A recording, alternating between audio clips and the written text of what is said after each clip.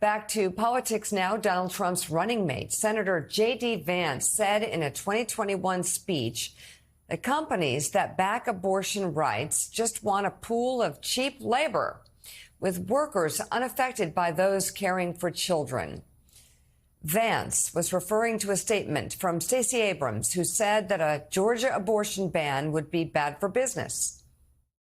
And she was right. And this is something those of us on the right have to accept, is that when the big corporations come against you for passing abortion restrictions, when corporations are so desperate for cheap labor that they don't want people to parent children, she's right to say that abortion restrictions are bad for business.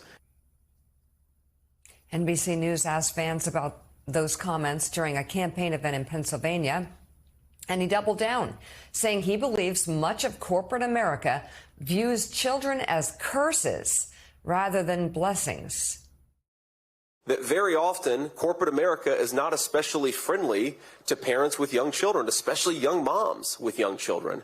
And I think that we have to promote a culture of pro-family thinking and pro-family policy in this country, where we see children as as blessings and as resources and not as curses, which is how I think way too many companies and frankly way too many of our leaders in Washington think about our young children. So I would very much like for our young moms and our young dads to be able to have whatever family they want to have, and for them to not feel like it's going to ruin their career or ruin their future. We should be encouraging young moms and dads to bring life into the world, and I think there are a whole host of ways in which we prevent them from doing it, and that's got to change.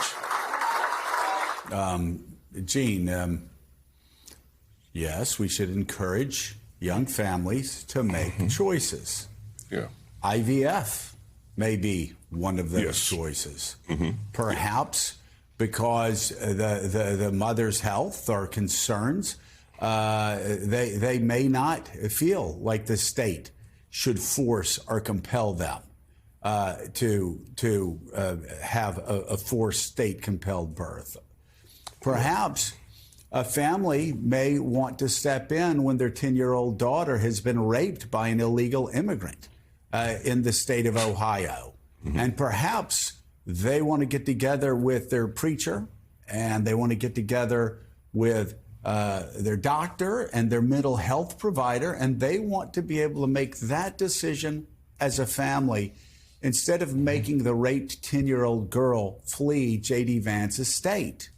I mean, that's that's the lunacy of all of this. He's sitting up there saying what he's saying and just ignoring everything that's happening because of Donald Trump's ban. Yeah, and incidentally, if you want to be pro-family, why maybe it would be pro-family not to have to worry that children would be shot in their schools because of the easy availability of assault weapons. And but you know, that aside, what is he talking about?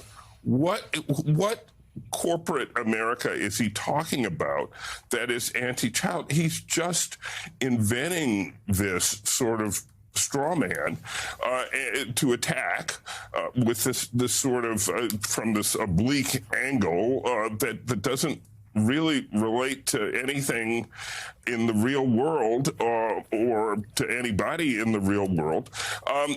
And he does it without any policies behind it, right? Because, okay, fine, let's have a generous national family leave policy so that mothers and fathers get a chance to spend a good time with their newborns. Let's have you know, all sorts of policies that encourage and make it easier for parents. I heard no such agenda. I just heard this weird and frankly untrue slur on corporate America. And I'm not usually a defender of corporate America writ large, but I just don't see what he's talking about.